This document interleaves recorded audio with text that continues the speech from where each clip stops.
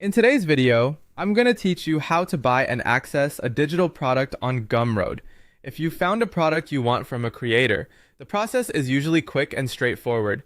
I'll walk you through it clearly so you know exactly what to expect from the moment you open the product page to the moment you access your download.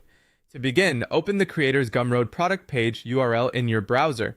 This is the page where the product is hosted, and it will usually show the product name, price, description, and purchase options.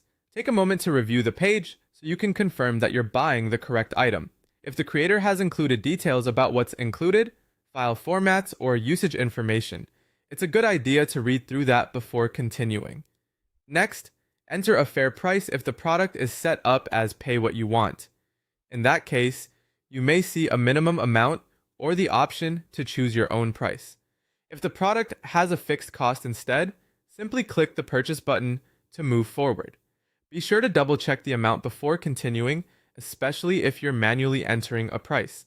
Once you're on the checkout screen, enter your email address and payment details. Gumroad may offer several payment options, such as card payment, PayPal, or Google Pay and Apple Pay, depending on your device and region. Use the method that's most convenient for you.